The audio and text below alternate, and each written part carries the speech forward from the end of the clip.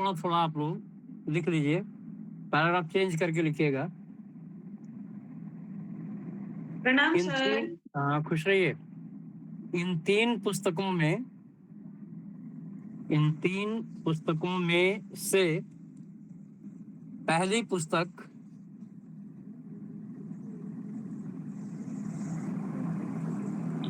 फिर से नाम लिखवा दें या सीधे पहली पुस्तक रहने दें? सर पहली पुस्तक ही रहने देते हैं। नहीं, ठीक है सर। हाँ, या लिख लीजिए, नाम लिख लीजिए दोबारा। नेम बोल लीजिए। क्या चीज? सर बुक का नाम बोल लीजिए। हाँ, लिखिए द शॉर्ट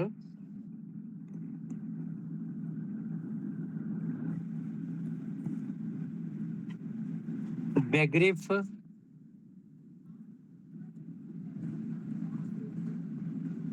उसके बाद स्क्रिप्ट, बेग्रिफ स्क्रिप्ट।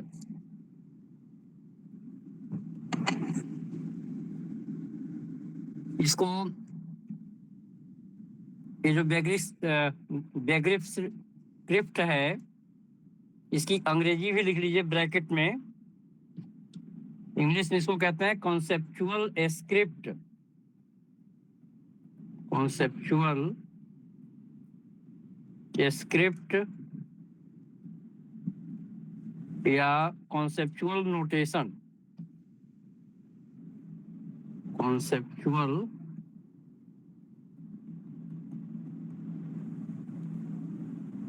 नोटेशन। ऊपर में क्या लिखे हैं? कॉन्सेप्चुअल का स्पेलिंग क्या है? अच्छा, गलत लिख दिए हैं। रुकिए, सही कर दें।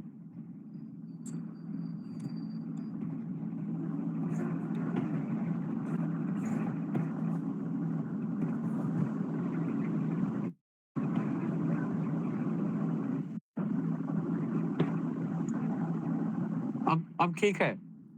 CONCEPTUAL कॉन्सेप्चुअल स्क्रिप्ट या कॉन्सेप्चुअल नोटेशन। ये जर्मन वर्ड है। बेग्रिफ स्क्रिप्ट जर्मन वर्ड है और इसका इंग्लिश में ट्रांसलेशन कॉन्सेप्चुअल स्क्रिप्ट या कॉन्सेप्चुअल नोटेशन है। और हिंदी में अगर करना होगा तो अवधारणात्मक संकेतांक हो जाएगा।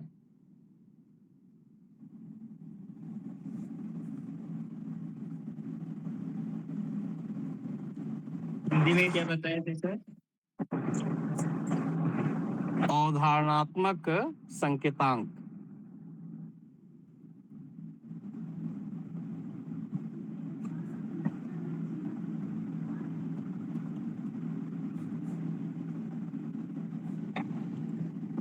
और एक बार जरा बोल दीजिए, हमने कुछ इसमें गड़बड़ कर दिया है। एक बार सेंटेंस हिंदी में बोलिए। इन तीन पुस्तकों में से पहली पुस्तक। हाँ, वहाँ पे ऐड करिए 1879 की, 1879 की, ये ऐड कर लीजिए।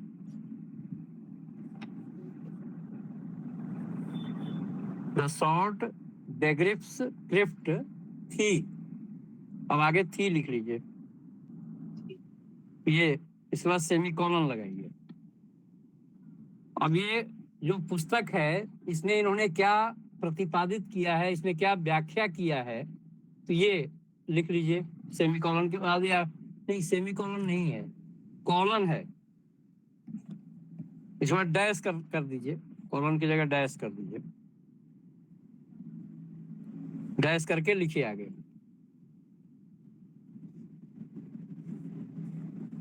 यह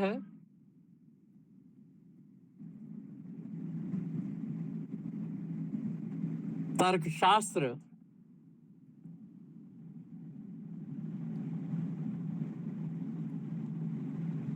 की एक नवीन आकारीकरण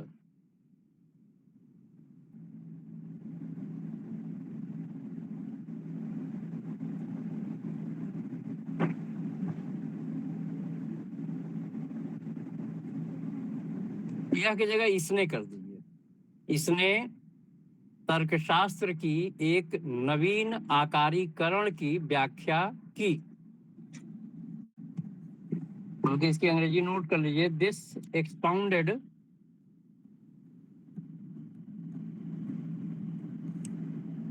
अ न्यू फॉर्मलाइजेशन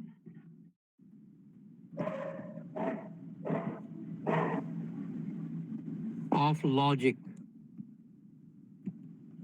ये नोट कर लीजिए।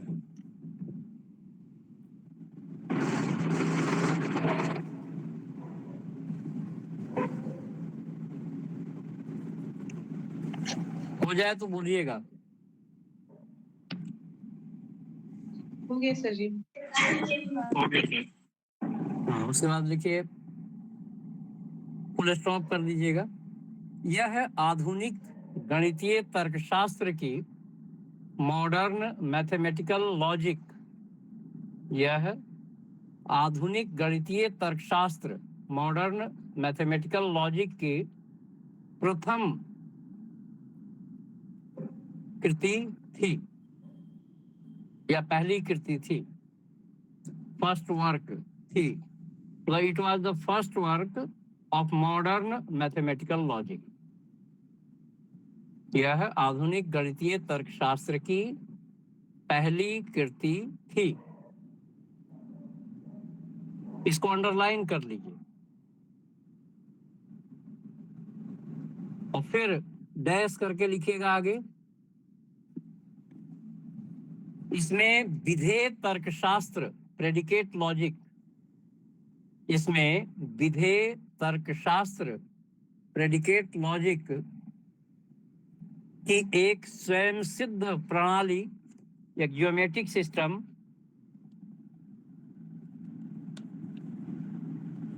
ये सब केवल नॉलेज के लिए आपको बता दे रहे हैं। इसमें विधेय तर्कशास्त्र की एक स्वयं सिद्ध प्रणाली समाहित थी।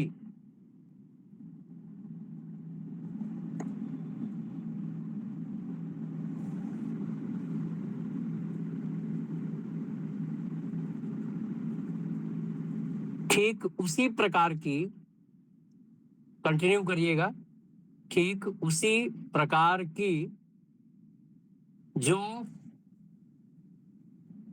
मानक स्टैंडर्ड बन गई, जो मानक बन गई, स्टैंडर्ड बन गई।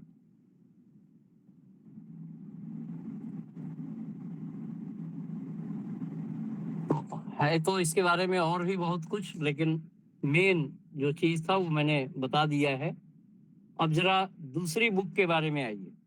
ये तो पहली बुक हो गया, और अगर डिटेल आप लोगों को पढ़ना होगा तो बुक का नाम बता दें, नोट करेंगे आप लोग? सर इंग्लिश में बता।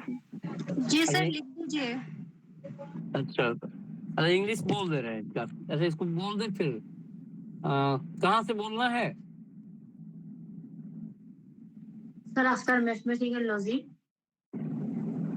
It was the first work of modern mathematical logic, colon लगा लीजिएगा, फिर लिखिए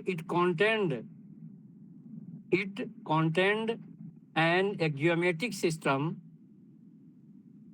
of predicate logic. It contained an axiomatic system of predicate logic of precisely the type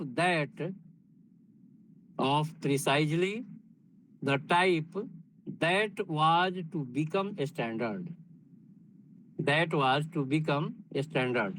और अगर ये सब बहुत विस्तार में पढ़ना है तो बुक का नाम हम नोट कर दे रहे हैं। आप लोग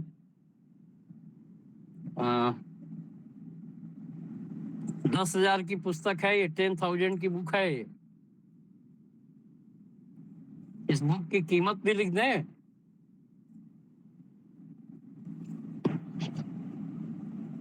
कोई बात नहीं सर, ये अपने ग्रुप में पड़ी है PDF। भानु सस्ते में उपलब्ध करा दिए हैं। उनका कितना नुकसान कराए हैं? हाँ?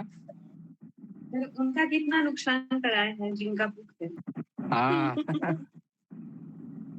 सर बन गई के बाद सर क्या लिखवाया था? एक मिनट, अभी जरा इसको नोट कर ले। बन गई के बाद कुछ नहीं लिखवाया है। ये बुक का नाम है, पूरा हम लिख दे रहे हैं। जिसको बहुत डिटेल में पढ़ना हो तो इस बुक से आप लोग पढ़ लीजिएगा। इसमें ये भी बता दें, अच्छा ग्रुप में तो भानु डाले हैं ना? हाँ हाँ तो बस ठीक है।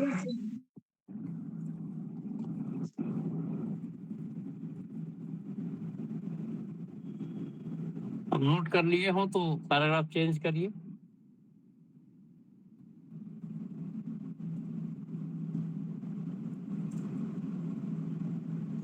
सर इस बुक का नाम भी करना है? नहीं, वो तो हमने बताया, जिसको मतलब और विस्तार में पढ़ना, क्योंकि संक्षेप में हमने किया है इसको, और डिटेल अगर पढ़ना है तो ये बुक है, इसमें आप लोग विस्तार से पढ़ सकते हैं।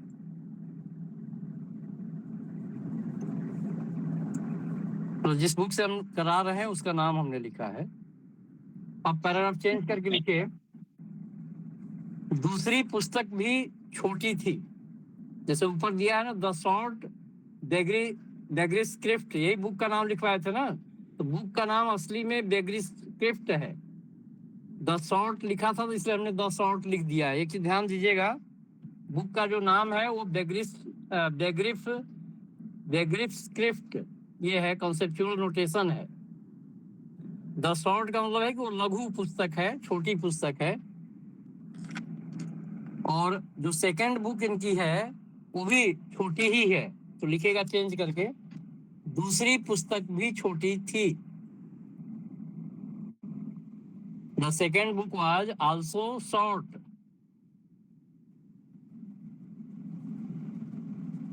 The second book was also short, comma.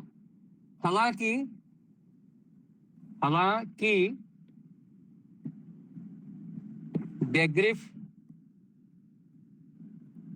बेग्रिफ्ट जैसी छोटी नहीं, या जितनी छोटी नहीं।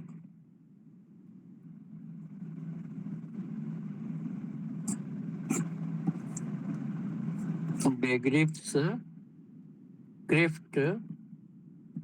जितनी छोटी नहीं, इसके आगे ये बुक का नाम है, ऊपर वाला पहली जो पुस्तक थी।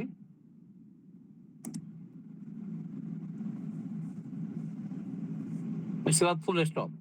अब जो सेकेंड बुक है उसका क्या नाम है वो लिखवाया तो था मैंने, लेकिन एक बार फिर लिखिए। इसका नाम जर्मन वर्ड है, डाई ग्रंडलागेन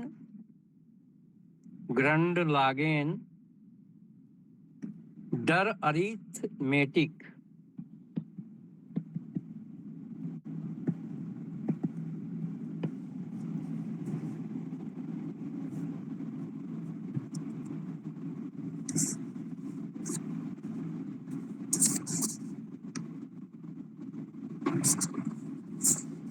अब इस बुक को जब इंग्लिश में ट्रांसलेट किया गया तो इसका नाम दिया गया the foundations of arithmetic. The foundations of arithmetic, ये इंग्लिश में ट्रांसलेशन है और ये जर्मन वर्ड है।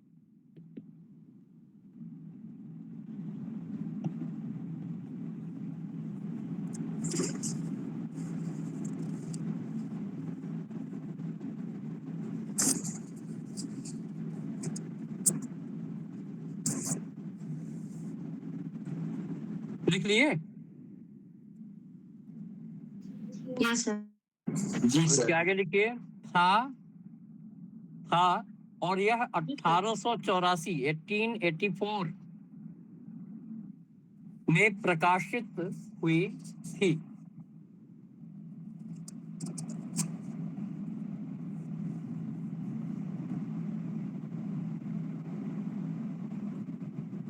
अब इसके बारे में भी, ये पुस्तक क्यों लिखी गई थी, 2-3 लाइन लिख लीजिए, बाकी डिटेल में आप लोग बुक से पढ़ लीजिएगा। देखिए, यह पुस्तक अधिक से अधिक, यह पुस्तक अधिक से अधिक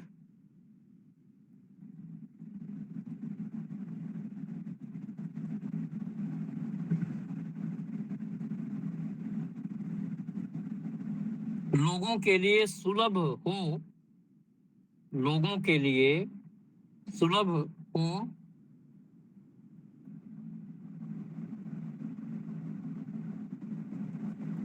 कॉमा, इसके लिए इसे, इसके लिए इसे तार्किक प्रतीकों, लॉजिकल सिंबल्स, तार्किक प्रतीकों के प्रयोग के बिना लिखा गया था।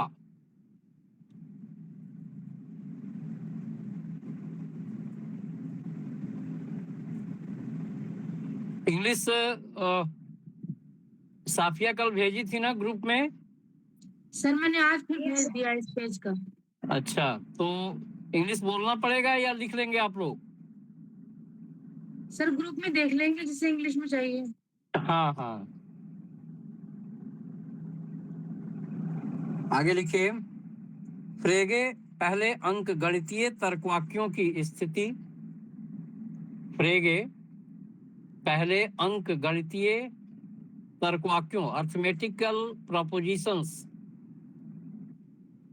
की स्थिति, the status of arithmetical propositions, अंक गणितीय तर्कवाक्यों की स्थिति और कार्डिनल संख्या, कार्डिनल हालांकि ब्रैकेट में लिखा हुआ है, कार्डिनल संख्या मालूम है ना सब लोगों को? जी सर। जैसे 1 2 3 4 ये सब कार्डिनल नंबर हैं, होते हैं। तो कार्डिनल संख्या की प्रकृति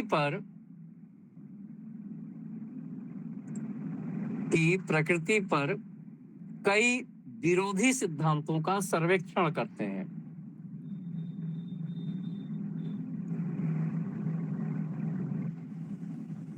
तो क्या सर कार्डिनल संख्या की प्रकृति पर? हाँ, कई विरोधी सिद्धांतों का सर्वेक्षण करते हैं, कॉमा, और उन्हें तीखे तर्कों से, और उन्हें प्रकृति पर उसके बाद क्या बोले हैं? कई विरोधी सिद्धांतों का सर्वेक्षण करते हैं, सर्वेक्षण, सर्वे,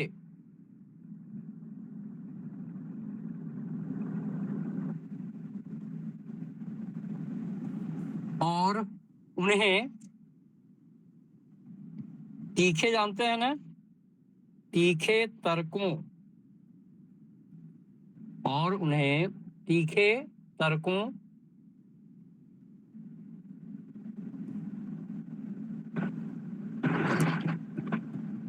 ट्रेंचेंट आर्गुमेंट्स,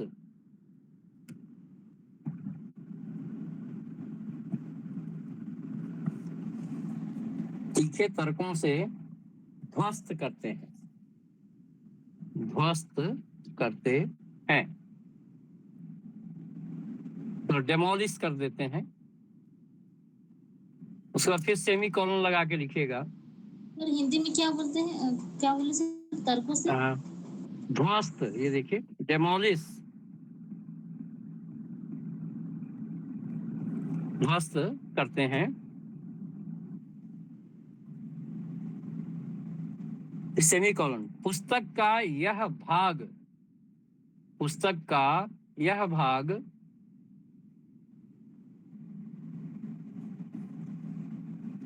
विस्तृत रूप से या मुख्यतः लिख लीजिए दार्शनिक स्वभाव का है या दार्शनिक प्रकृति का है। पुस्तक का यह भाग मुख्यतः दार्शनिक प्रकृति का है। अच्छा, इसके बारे में और भी बहुत सी चीजें दी हुई है, लेकिन हमको ये 2-3 लाइन ठीक लगा तो मैंने लिखा दिया, बाकी डिटेल में आप लोग पढ़ लीजिएगा। अब आइए तीसरी जो पुस्तक है इनकी, उस पे आते हैं। बाकी डिटेल में कई पेज दिया हुआ है, तो उसको आप लोग पढ़िएगा।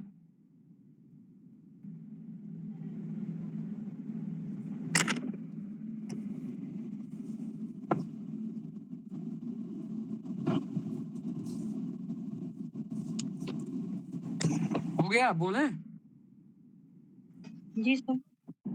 इसके बाद हाँ, तो चेंज करके लिखिएगा पैराग्राफ। इसके बाद उन्होंने अपनी तीसरी पुस्तक, तीसरी महान पुस्तक, ग्रेट बुक, इसके बाद उन्होंने अपनी तीसरी महान पुस्तक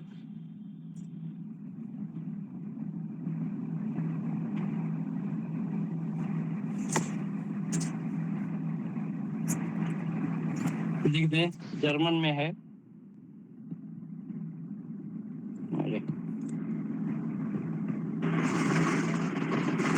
ग्रंड, GRUND, गेसेट्स, ग्रंड गेसेट्स।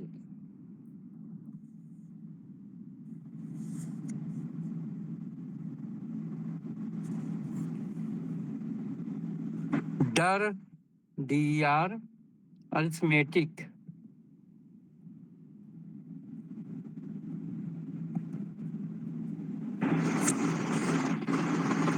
अब यहाँ पे जो ग्रंड गेसेट जो है, ये जर्मन वर्ड है और इसका अर्थ होता है बेसिक, फंडामेंटल्स। तो इसका जब इंग्लिश ट्रांसलेशन हुआ है तो इसमें है बेसिक लॉज ऑफ अर्थमेटिक। ये इसका इंग्लिश ट्रांसलेशन हो गया।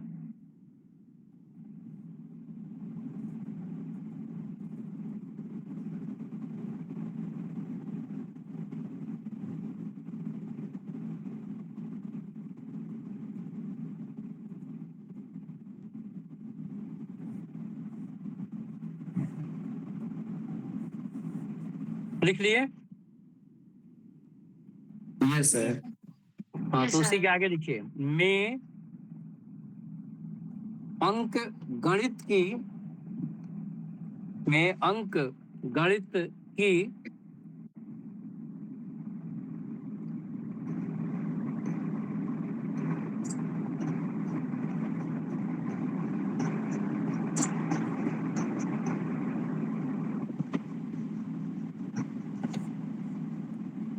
अपनी नींव की, नींव यानी फाउंडेशन, अपनी नींव की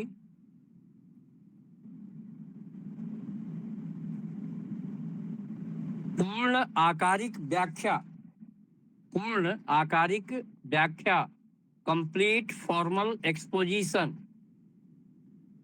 पूर्ण आकारिक व्याख्या की।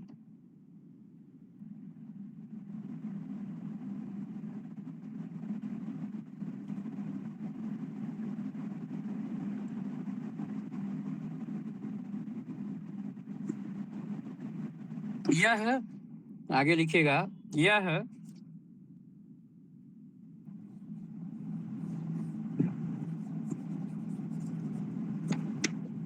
ग्रंड लागेन से बिल्कुल अलग था। ग्रंड लागेन इन्वर्टेड कॉमा में लिखिएगा। यह ग्रंड लागेन से बिल्कुल अलग था।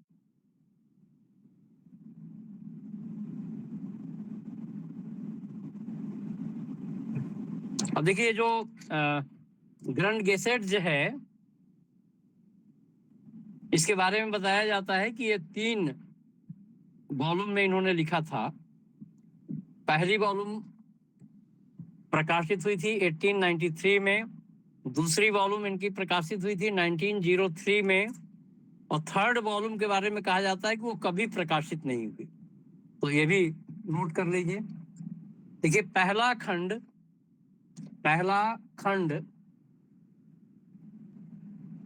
1893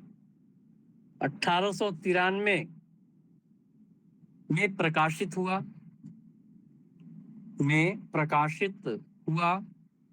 कॉमा।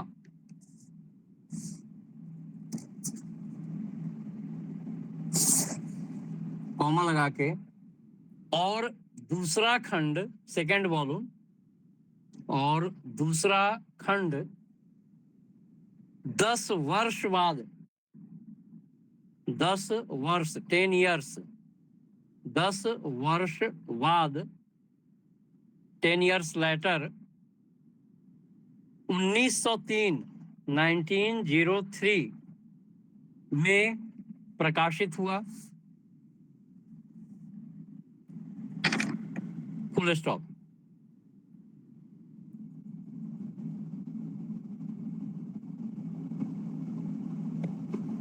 नहीं, फुल स्टॉप, पूर्ण विराम।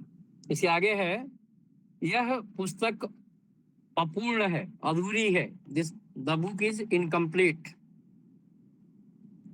यह पुस्तक अधूरी है, इनकम्प्लीट है। उसके बाद सेमी कॉलन है। The book is incomplete semi colon. तीसरे खंड की योजना बनाई गई होगी।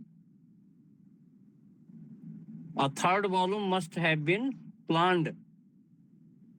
तीसरे खंड की योजना बनाई गई होगी। A third volume must have been planned. लेकिन वह कभी प्रकाशित नहीं हुआ। But it never appeared.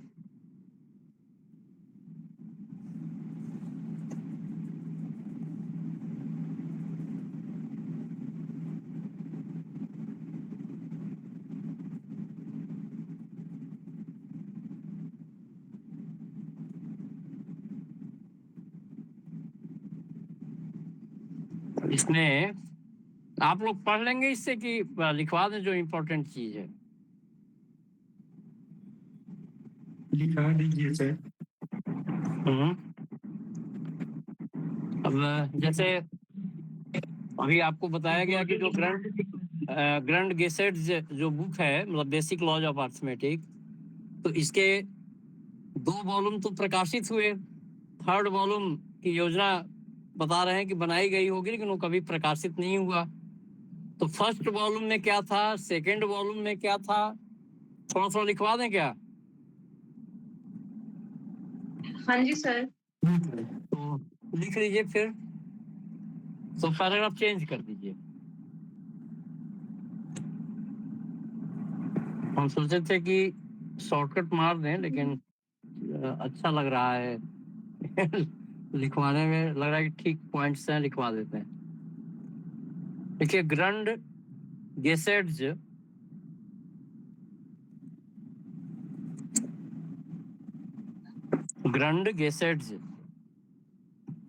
के पहले खंड में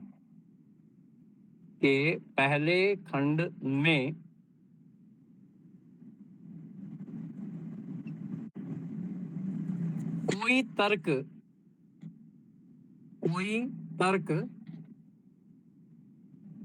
नहीं है, मतलब कोई आर्गुमेंट नहीं है।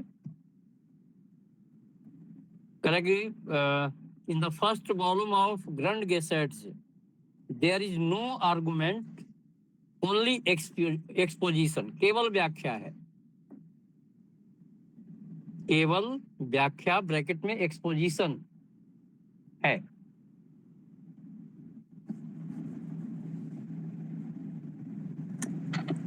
एक बार रिपीट कर दीजिए।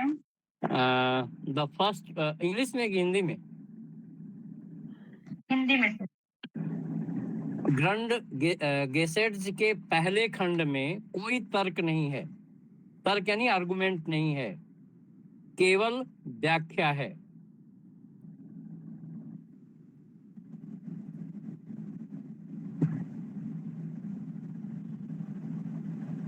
उस बाद पूर्ण विराम। फ्रेगे ने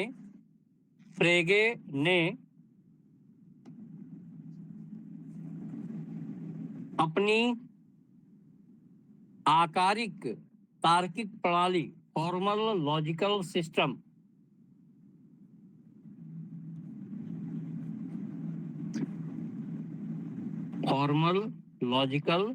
सिस्टम,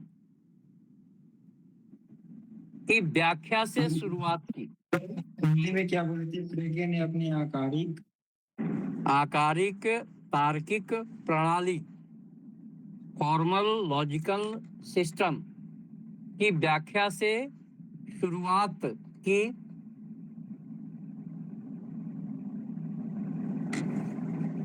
और बिना किसी तर्क या औचित्य के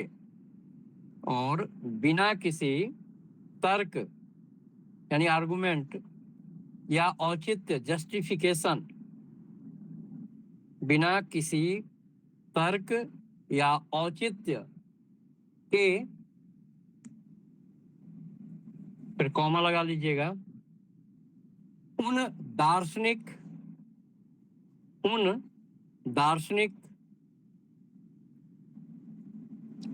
फिर कॉमा या अधिक सटीक रूप से, मोर एग्जैक्टली, या अधिक सटीक रूप से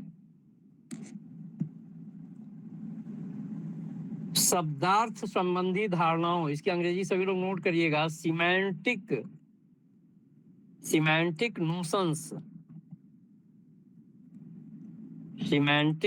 नोशंस शब्दार्थ संबंधी धारणाओं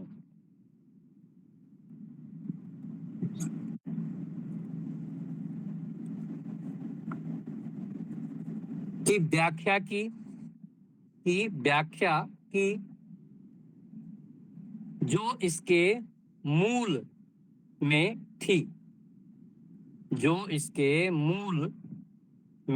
थी।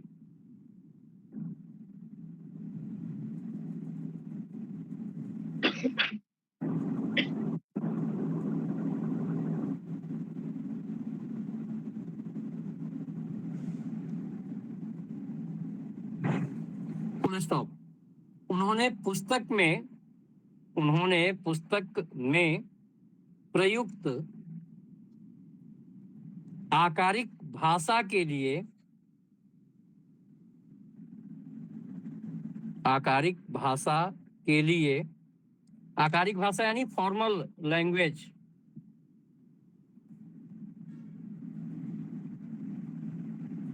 आकारिक भाषा के लिए एक सटीक शब्दार्थ सिद्धांत, सिमेंटिक थ्योरी, शब्दार्थ सिद्धांत, ब्रैकेट में लिख लीजिए, सिमेंटिक थ्योरी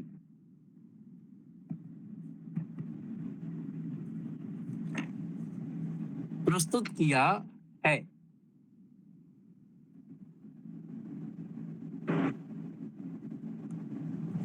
ये हमको लगा कि आप लोगों को बता दें, और अगर इसका इंग्लिश ट्रांसलेशन पढ़ना हो इस भाग 1 का, तो एक लेखक है, उनका नाम है एम फर्थ, जो इस ग्रैंड गेसेट्स की जो पहला खंड है उसका इन्होंने अनुवाद किया है इंग्लिश में। एम फर्थ उनका नाम है। तो अगर किसी को और डिटेल में पढ़ना हो तो ये राइटर का नाम लिख लीजिए। 1964 में पब्लिश कराया गया था, इन्होंने किया था इंग्लिश में ट्रांसलेट करके। तो ये तो हो गया पहले खंड की बात। अब हम लोग आते हैं दूसरे खंड के बारे में भी थोड़ा सा लिख लीजिए।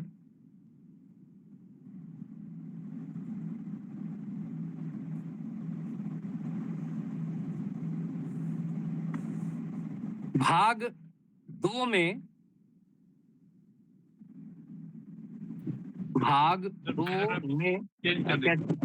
हाँ, पैराग्राफ चेंज करिए। पहला खंड हो गया, अब दूसरे वाले खंड पे आना है। भाग 2 में आकारिक व्युत्पत्तियों, फॉर्मल डिराइवेशंस,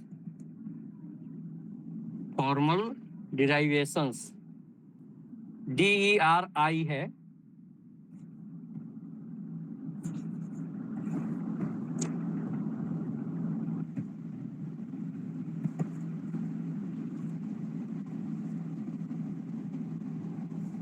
आकारिक व्युत्पत्तियों की एक श्रृंखला है,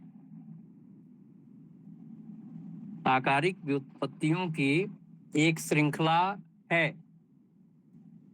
कॉमा, जो फ्रेगे के आसानी से पढ़े जाने वाले, जो फ्रेगे के आसानी से पढ़े जाने वाले प्रतीकवाद, सिंबोलिज्म, प्रतीकवाद ब्रैकेट में सिंबोलिज्म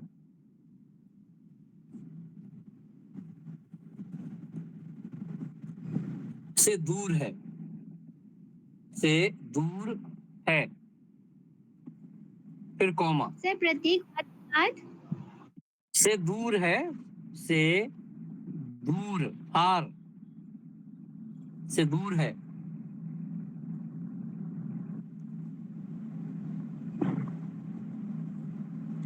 फिर कॉमा लगा के लिखिएगा, जो ग्रंड लागेन में, जो ग्रंड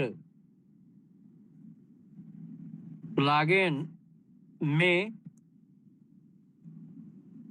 कार्डिनल संख्याओं के सिद्धांत के लिए, कार्डिनल संख्याओं के सिद्धांत के लिए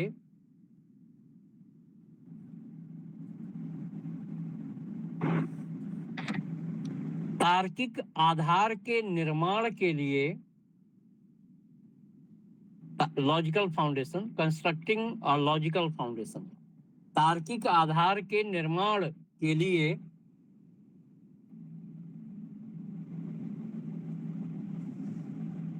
तैयार किए गए कार्यक्रम प्रोग्राम को विस्तार से क्रियान्वित करती है, विस्तार से क्रियान्वित करती है,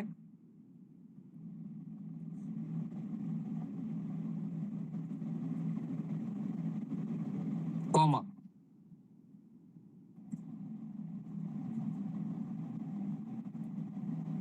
जिसमें प्राकृतिक संख्याएं भी शामिल हैं, नेचुरल नहीं, कार्डिनल नंबर्स नहीं, एक मिनट, नेचुरल नंबर्स, जिसमें प्राकृतिक संख्याएं, नेचुरल नंबर्स भी शामिल हैं,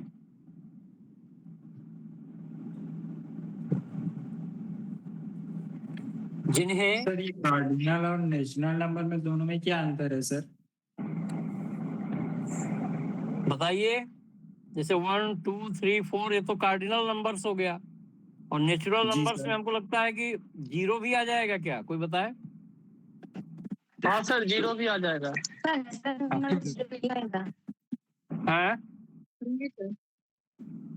सर कार्डिनल नंबर काउंटिंग के लिए, नेचुरल नंबर में 0 भी आ जाएगा काउंटिंग के सर। लिए होती हैं सर। जैसे अगर लिखा है मैंने हाँ, कार्डिनल नंबर्स, हाँ काउंटिंग के लिए होती है, कार्डिनल नंबर्स होता है और ऑर्डिनल नंबर भी होता है ना। जी जी सर, कार्डिनल तो नंबर में ऑर्डिनल नंबर टैगिंग की जाती है सर। जैसे 1 2 3 4 5, जैसे हाँ। 5 चीजें लिख दी मैंने, जैसे नंबर ही हाँ, मैंने हाँ। लिख दिए 1 से 5 तक, तो कितने हाँ, नंबर हाँ। हो गए? कोई भी नंबर लिख लिए, 25 30 32 36, कितने नंबर हाँ, हो हाँ। गए? मैंने उनकी काउंटिंग की, जैसे 5 नंबर हो गए तो 5 उनकी कार्डिनल नंबर हो गई, 5 ऐसे उनकी संख्या हो गई।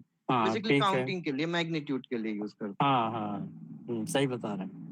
और जो नेचुरल नंबर्स हैं उसमें से हैं सर, जीरो वो भी कार्डिनल नंबर ही होते हैं। पॉजिटिव इंटीजर को नेचुरल नंबर कहते हैं सर। हाँ हाँ, वो भी होते हैं, लेकिन कार्डिनल नंबर बेसिकली काउंटिंग के लिए यूज की जाती हैं। जी जी, और ऑर्डिनल नेचुरल मतलब नंबर भी फर्स्ट वही होते सेकंड थर्ड फोर्थ हो गया, और कार्डिनल 1 2 3 4 टोटल जो होता है वो। हाँ, हाँ, नहीं ठीक है, एक बार फिर से समझा दीजिए, सभी लोग समझ जाएं। सर कार्डिनल बल्कि आप लोग जैसे सर कार्डिनल में भैया बता रहे हैं कि 1 2 3 काउंटिंग के लिए होता है, और नेचुरल नंबर हो जाएगा 1 2 से इनफाइनाइट तक। नहीं, हाँ हाँ, वो तो इनफाइनाइट में तो कार्डिनल नहीं आएगा क्या? नहीं सर, सर, नेचुरल नंबर को ही कार्डिनल नंबर की तरह यूज करते हैं हम, बस उनको जब हाँ। काउंटिंग के लिए यूज करते हैं तब। बेसिकली ये हाँ। सेट थ्योरी में यूज होती है कार्डिनलिटी, हाँ। जब हम चेक करते हैं। ठीक है, तो हो गया क्लियर, आगे बढ़े। हाँ, कोई बोल रहे थे कि 0 भी आएगा नेचुरल नंबर में, तो 0 नहीं आएगा नेचुरल नंबर। अच्छा, नेचुरल में 0 नहीं आएगा। नहीं सर, पॉजिटिव इंटीजर नंबर को नेचुरल नंबर कहते हैं। होल नंबर परफेक्ट होता नंबर है होता है सर। नेचुरल विथ हाँ। 0। क्या चीज? हाँ हो, हाँ ठीक ठीक ठीक। होल नंबर में सर नेचुरल प्लस 0 जुड़ जाता है होल नंबर में। अच्छा, yes sir, 0 plus natural number whole number है। चलिए ठीक है, तो आगे बढ़ा जाए। फिर कहाँ पहुंचे? इसमें प्राकृतिक संख्याएं भी शामिल हैं। शामिल है कॉमा, जिन्हें परिमित कार्डिनल यानी फाइनाइट कार्डिनल्स कहा जाता है। अब फाइनाइट कार्डिनल्स क्या होता है, कोई बताएगा? जैसे ससीम होता है, ससीम, असीम। तो यहाँ चूंकि मैथ में परिमित प्रयोग होता है ना, हाँ जी गणित में सर, क्या? परिमित अपरिमित। हाँ, तो परिमित कार्डिनल्स कोई बताएगा क्या होता है? पूरे गणितज्ञ हैं। नेचुरल नंबर को ही बोला जाता है सर, फाइनाइट कार्डिनल नंबर। अच्छा, सर काउंटेबल होगा आई थिंक। हाँ हाँ, जिन्हें परिमित कार्डिनल के रूप में समझा जाता है।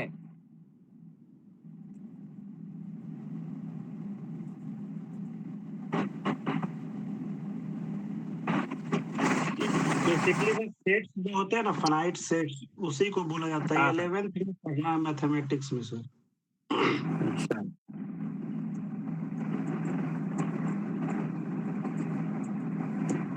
अच्छा, कुछ चीजें और लिख लीजिए। लिखिए भाग 2 का समापन, यही भाग 2 ही हम लोग कर रहे हैं ना।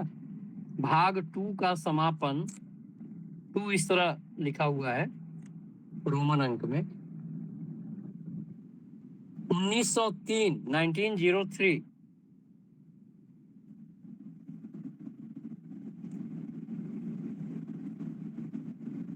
के दूसरे खंड में हुआ,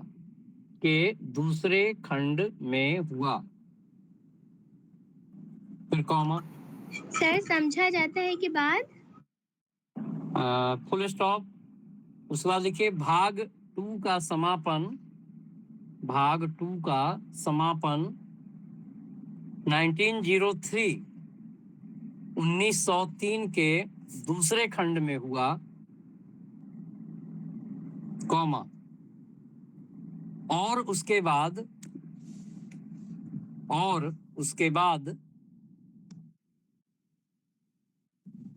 भाग 3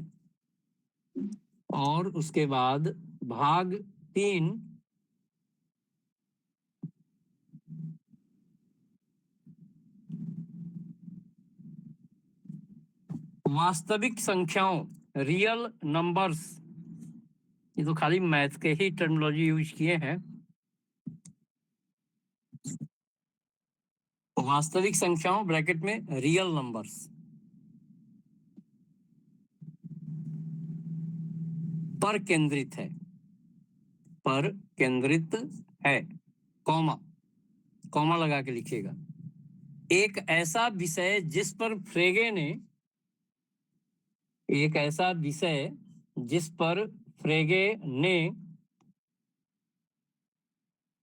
पहले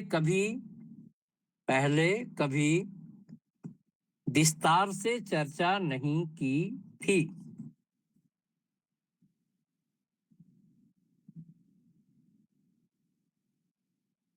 अब पैराग्राफ चेंज कर दीजिए जरा।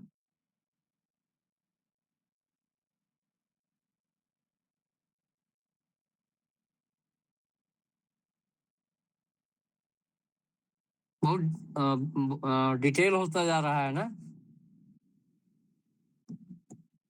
हाँ जी सर। छोड़ दें, टॉपिक पे आ जाए क्या मेन? नहीं सर लिखवाइए सर, दोबारा थोड़ी पढ़ने आएंगे सर ये सब चीजें। चलिए, नहीं अच्छा ठीक है, लिखिए, पैराग्राफ चेंज करिए जरा, भाग 3 भी लिख लीजिए।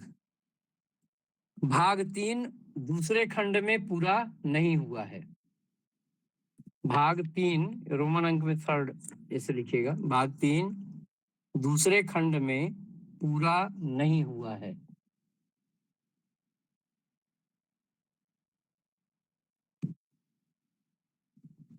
उसका सेमीकोलन लगा लीजिए।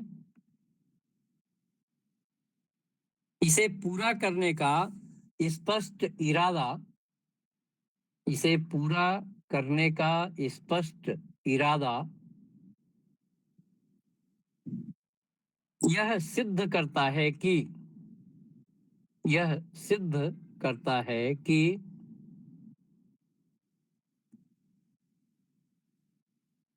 तीसरे खंड पर विचार किया गया था। A third volume was contemplated.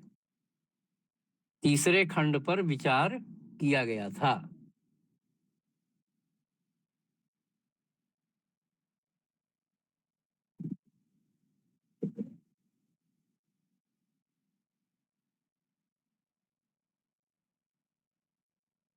भाग 3 3 इसी तरह लिखिएगा रोमन अंक में। भाग 3 का नहीं, एक मिनट, भाग 3 का पहला भाग गद्य में है, यानी प्रोज में है।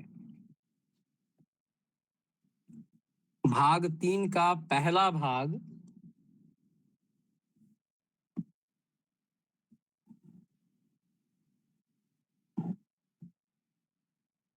गद्य में है, प्रोज में है।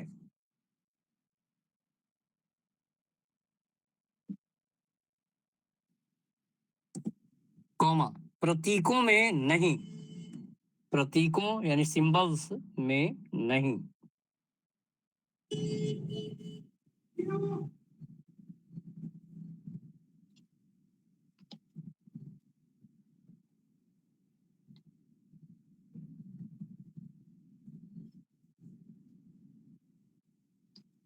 आगे एकदम कहानी टाइप का है, छोड़िए।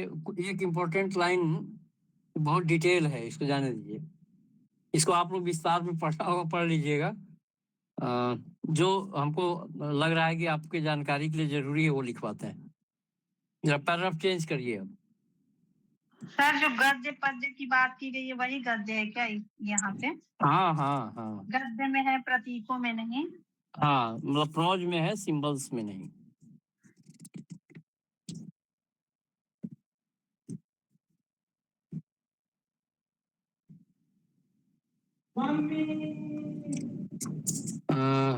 बीच में बहुत सी चीजें छोड़ दे रहे हैं। पेज नंबर 9 पर जरा आइए, पैराग्राफ चेंज करके लिखिए। देखिए, विधेय तर्कशास्त्र की, विधेय तर्कशास्त्र यानी प्रेडिकेट लॉजिक की आधुनिक प्रणाली, मॉडर्न सिस्टम, मॉडर्न सिस्टम की कुंजी यानी की कुंजी निसंदेह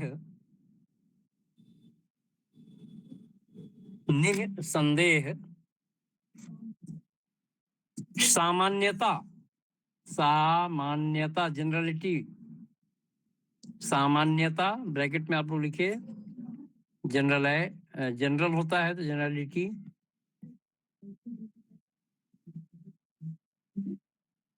जनरलिटी, सामान्यता के लिए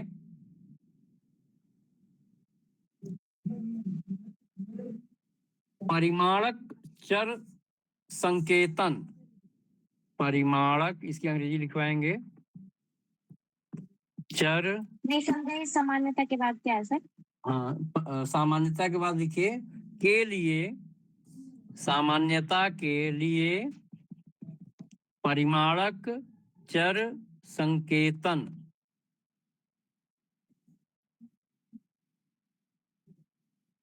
the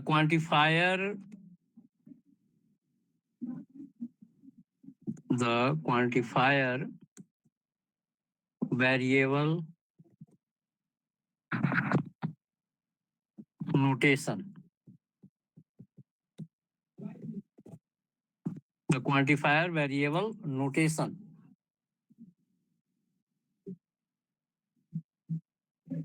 है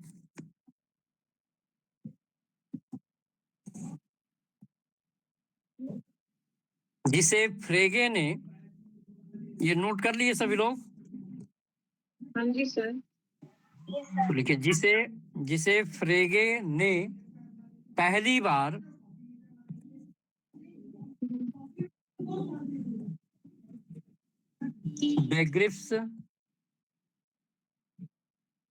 स्क्रिप्ट में प्रस्तुत किया था। स्क्रिप्ट में प्रस्तुत किया था। इस पूरे को अंडरलाइन कर लीजिए आप लोग जरा।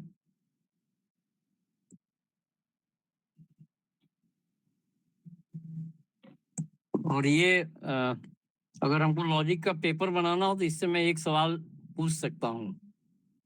इन्होंने आगे लिखा है कि he implied only negation, the conditional and the universal quantifier. यानी फ्रेगे केवल निषेध, सोपाधिक और सर्वव्यापी परिमाणक का प्रयोग करते हैं। अगली लाइन लिखिए, ये भी बहुत इंपॉर्टेंट है। उन्होंने केवल निषेध,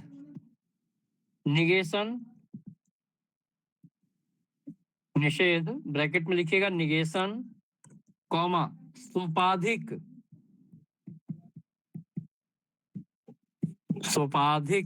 ब्रैकेट में कंडीशनल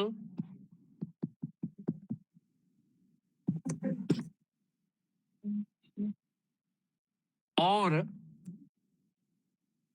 सर्वव्यापी परिमाणक यूनिवर्सल क्वांटिफायर, सर्वव्यापी परिमाणक यूनिवर्सल क्वांटिफायर का प्रयोग किया। इसको अंडरलाइन कर लीजिए। अच्छा, इसमें निगेशन, सोपाधिक, यूनिवर्सल क्वांटिफायर, इसके सिंबल कितने लोग जानते हैं?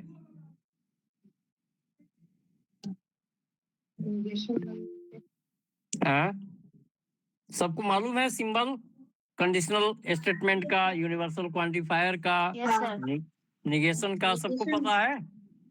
सर सिर्फ निगेशन को पता है।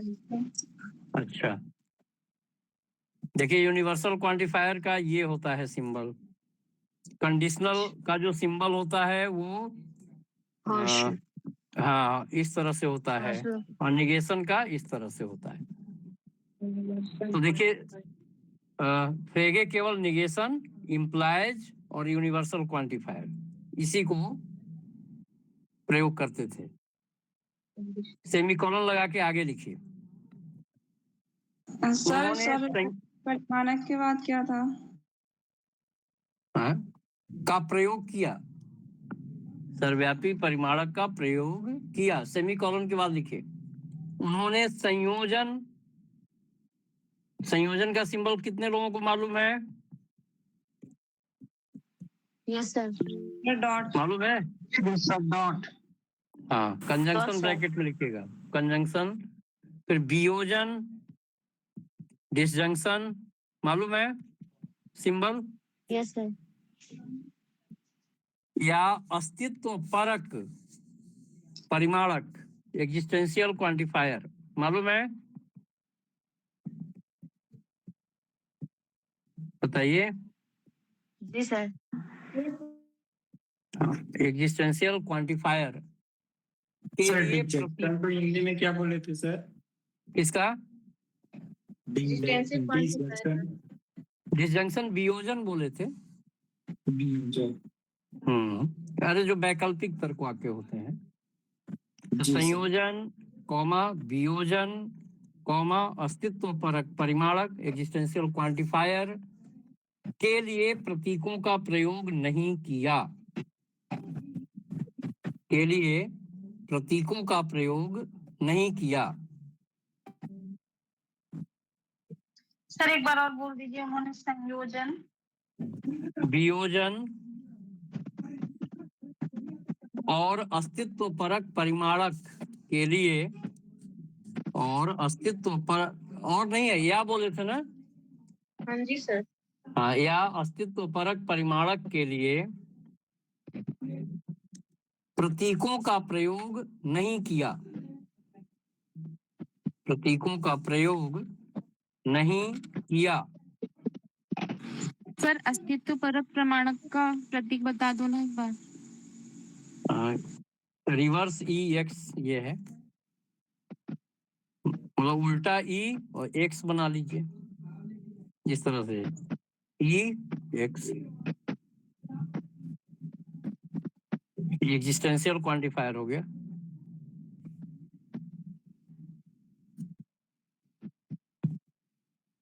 चलिए आगे। बल्कि इन्हें उन 3 तार्किक अचरों लॉजिकल कांस्टेंट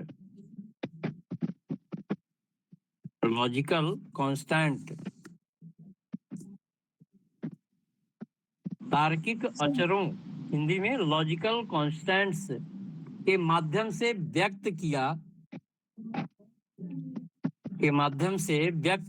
किया जिनके लिए उनके पास प्रतीक थे।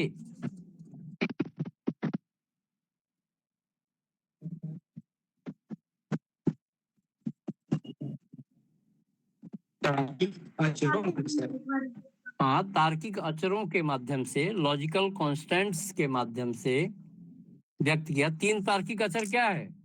निषेध हो गया, कंडीशनल हो गया और यूनिवर्सल क्वांटिफायर हो गया।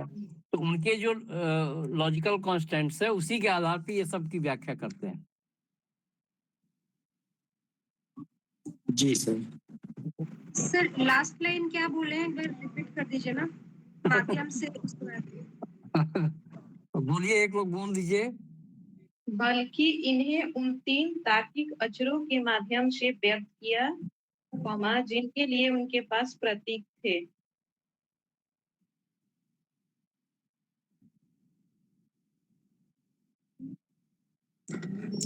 आगे लिखिएगा। फ्रेगे ने इस बात पर जोर दिया कि, इस पूरे को अंडरलाइन कर लीजिएगा जो अभी तक लिखवाया है मैंने। ये सब जानते थे आप लोग? मैं खुद नहीं जानता था, जबकि लॉजिक में इतने वर्षों से पढ़ा रहा था। ये सब चीजें आप लोगों का हमको जानकारी हुई है। सर इसमें फ्रेगे जो है, उसके बाद और कुछ बोले थे सर? हाँ, माध्यम से व्यक्त किया, उसके बाद और कुछ बोले थे? जिनके लिए उनके पास प्रतीक थे, जिनके लिए उनके पास प्रतीक थे। कह रहे हैं ये आप लोगों के कारण हमको भी जानकारी हुई कि फ्रेगे का लॉजिक में कितना योगदान है। आगे बढ़ते हैं।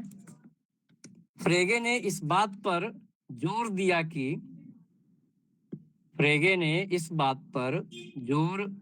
कि उनका प्रतीकवाद सिंबोलिज्म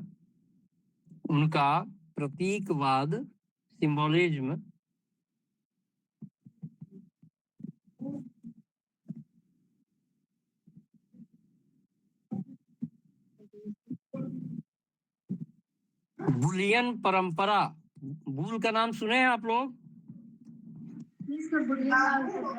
हाँ, तो बुलियन परंपरा, बुलियन का नाम लिख लीजिए ब्रैकेट में अंग्रेजी में। बुलियन परंपरा जैसे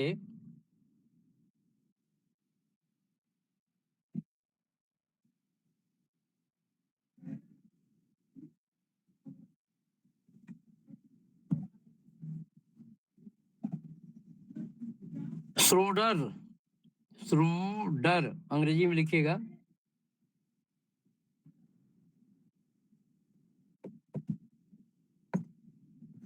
श्रोडर ऐसे लिखेंगे ना? ठीक है कि गड़बड़ है? इस बात को और एक बार बोल दीजिए कंप्लीटली। क्या चीज? सर उसी लाइन को और एक बार बोल दीजिए। अच्छा, बुलियन परंपरा जैसे श्रोडर के प्रतीकवाद के विपरीत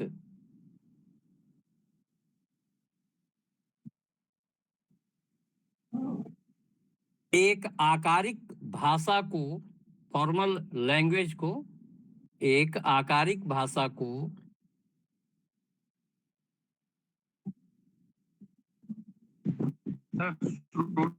के बाद क्या लिखा है सर मेरे पेन क्या चीज? बूलियन परंपरा जैसे श्रोडर के, हाँ, बूलियन परंपरा जैसे श्रोडर, ये देखिए अंग्रेजी में भी है और हिंदी में भी है। श्रोडर के प्रतीकवाद के विपरीत, सिंबॉलिज्म के विपरीत, प्रतीकवाद के विपरीत, कॉमा, एक आकारिक भाषा को असंगत बना सकता है, मतलब फॉर्मल लैंग्वेज को असंगत बना सकता है। तो डैश करके किसी भी विषय वस्तु पर, किसी भी विषय वस्तु पर वाक्य बनाने, किसी भी विषय वस्तु पर वाक्य बनाने,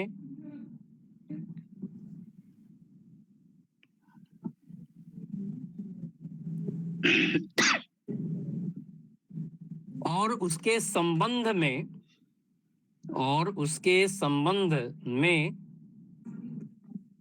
निगमनात्मक तर्क, डिडक्टिव रीजनिंग, निगमनात्मक तर्क करने में सक्षम होने के लिए, सक्षम होने के लिए, कॉमा, इसमें केवल उपयुक्त, इसमें केवल उपयुक्त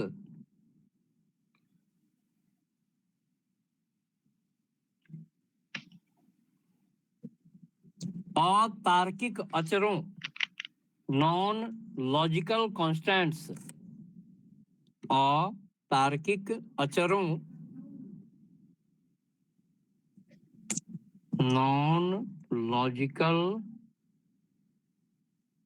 कॉन्स्टेंट्स, फिर कॉमा, विधेय यानी प्रेडिकेट, विधेय प्रेडिकेट आदि को जोड़ने की आवश्यकता थी। आदि यानी आदि को जोड़ने की आवश्यकता थी।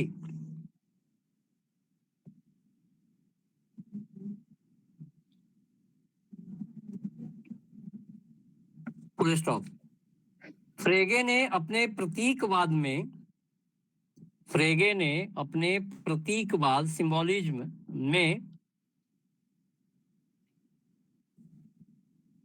सूत्र की उस तरह से कल्पना नहीं की, सूत्र की उस तरह से कल्पना नहीं की, सूत्र यानी फॉर्मूला जो होता है, जिस तरह एक लॉजिशियन है, उनका नाम है टार्स्की, अल्फ्रेड टार्स्की, इनको तो सीधे टार्स्की लिख लीजिए, टार्स्की ने की थी, जिस तरह टार्स्की ने की थी, कॉमा, अर्थात जटिल सूत्रों की निर्माण की प्रक्रिया में, अर्थात जटिल सूत्रों,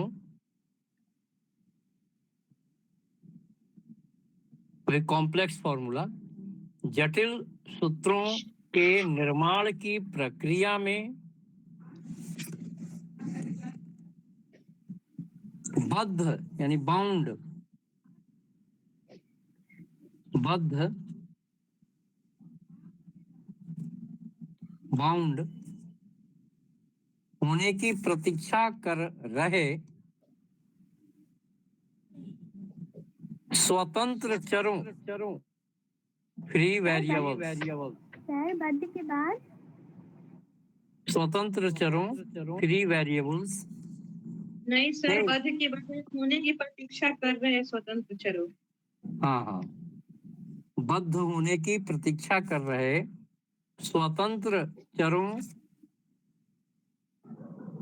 वाले, स्वतंत्र चरों वाले परमाणु सूत्रों, एटॉमिक फॉर्मूला,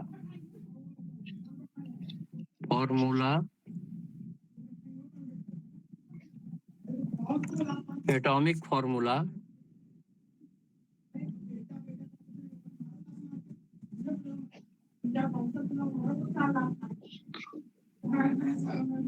से निर्मित सूत्रों के रूप में।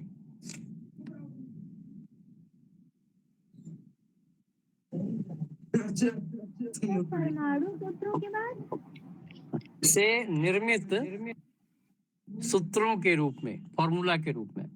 अब इसमें से कितने लोग बाउंड और फ्री जानते हैं? बाउंड वेरिएबल्स और फ्री वेरिएबल्स कितने लोग जानते हैं?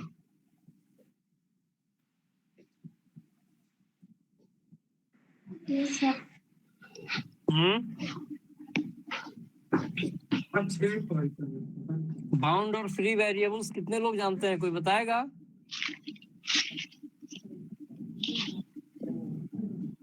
अच्छा चलिए आगे बढ़ते। सब क्वांटिटी और इंडिपेंडेंट चर की बात कर रहे हैं क्या? क्या चीज? डिपेंडेंट और इंडिपेंडेंट चर की बात कर रहे हैं। जैसे एक्स वाई जेड वगैरह तो फ्री वेरिएबल हो गया, और जो अच्छा। बाउंडेड वेरिएबल है जो दो कंबाइन होके लगते हैं वेरिएबल किसी और के साथ,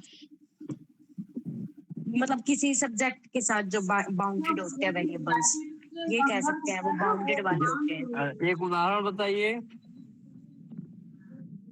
उदाहरण बताइए। सिंबल जैसे में राम मनोहर है वो, नहीं, उसके लिए हम लोग राम एफ एक्स मनोहर। ई एक्स ऐसे कर करके यूज कर लेते हैं सिंबल, जिसमें बाउंडेड हो जाता है किसी एक के साथ। हाँ तो जरा बोलिए तो कैसे सिंबॉलिक लैंग्वेज में, जरा एक उदाहरण दीजिए। मतलब लगा लो कोई सब्जेक्ट है एफ, और जैसे हमने वो वेरिएबल हो गया एस एक्स। जैसे हमने इस तरह कर दिया, अब इसमें कौन फ्री है कौन बाउंड है? एक्स फ्री है, एच एक्स और इम्प्लाइज एम एक्स बाउंडेड है। ये फ्री है। हाँ। और बताए कोई जो पढ़े हैं, तब हम लास्ट में बताएंगे। जो लोग हमसे पढ़ चुके हैं वो बताएं कौन फ्री है कौन बाउंड है। फ्री रहेगा सर। हाँ जैसे एक्स को क्वांटिफायर हो गया। आप पढ़े थे, लॉजिक वाला क्लास किए थे? कंटिन्यू नहीं किया सर, बीच बीच में किया सर। नहीं तो आप गलत बता रहे हैं। दो लोग अभी गलत बता चुके हैं, और लोग बताएं। जसलीन आप बताइए, और साफिया बताएं। सर फ्री वेरिएबल में ब्रैकेट नहीं होगा, ओनली एस होगा। सर फ्री वेरिएबल में ब्रैकेट नहीं होगा, ओनली एस होगा। कैसे बताइए तो, एक एग्जांपल दीजिए। जैसे मैंने एक उदाहरण यहाँ पे लिया, एक आप बता दीजिए इसी तरह से।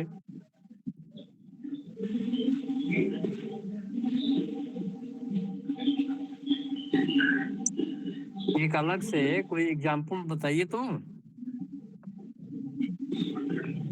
काफी आप लोग बताइए, इसमें कौन बाउंड है कौन फ्री है? सर ब्रैकेट के अंदर जो है वो बाउंड है, ब्रैकेट के बाहर जो होते हैं वो फ्री होते हैं। तो कहाँ ब्रैकेट के बाहर क्या है? अच्छा चलिए एक एग्जांपल और ले रहे हैं। जसलीन नहीं है क्या? इसमें बताइए कौन फ्री है कौन बाउंड है? सर ये एम बाई फ्री है और ये बाउंड है फर्स्ट।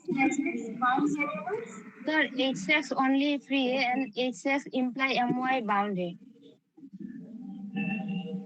चलिए इसका मतलब है कि लॉजिक में आप लोगों की तैयारी अच्छी नहीं है। खैर साफिया ने सही बताया है, यहाँ y फ्री है, बाकी ये x बाउंड है, ये x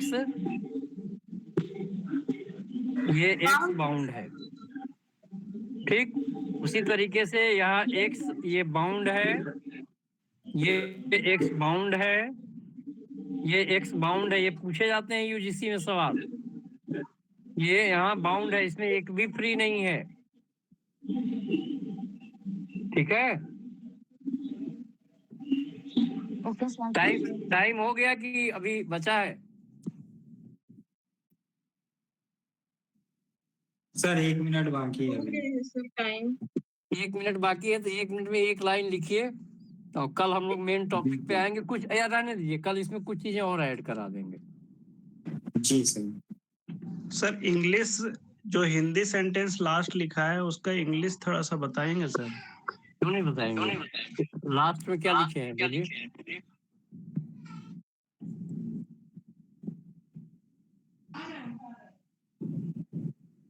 लास्ट वाला लाइन तो बोल दीजिए। प्रतीक्षा कर रहे स्वतंत्र चरों वाले परमाणु सूत्रों से निर्मित सूत्रों के रूप में। जी बस इतना ही। मैं तो इतना ही लिखा हूँ सर। अरे पूरा कंप्लीट तो करिए। कोई बोलिएगा। तो वहाँ सर परमाणु सूत्रों के जगह क्या एटॉमिक सेंटेंस है या एटॉमिक फॉर्मूला है? परमाणु सूत्रों से निर्मित सूत्रों के रूप में। हाँ, ये फुल स्टॉप यहीं तक है। जी वहाँ सर एटॉमिक फॉर्मूला है या एटॉमिक सेंटेंस है सर इंग्लिश में? यही नहीं, पूछा है। एटॉमिक फॉर्मूला है। एटॉमिक फॉर्मूला है। अंग्रेजी लिख देते हैं, नोट कर लीजिए। देखिए, Frege did not conceive of formula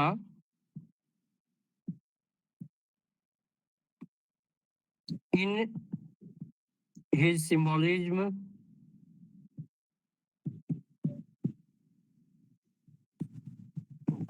in the way that Tarski was to do, namely as built up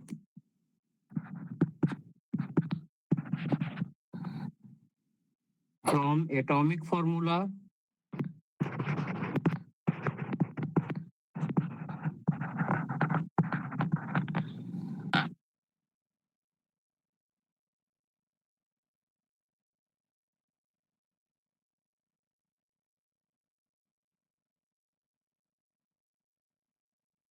containing free variables।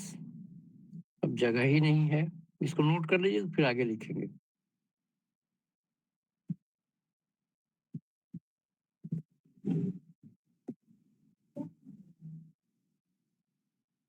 हो गया सर। ऊपर वाला लाइन मिटा दें। हाँ जी sir. containing free variables waiting to become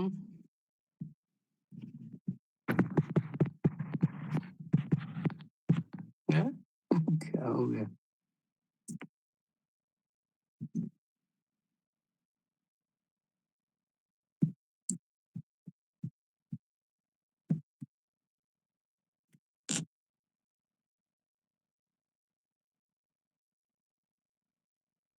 bound in the process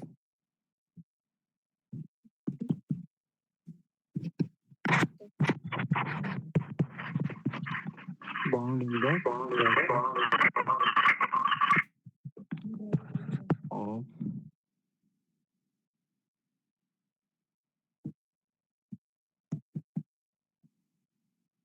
forming complex formula।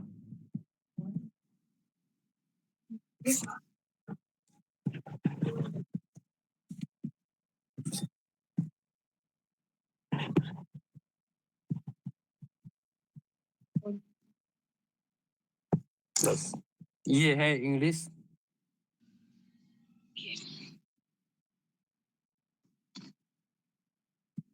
Sir वो जो bracket में एक्स था वो कैसे सर बद्ध चर था?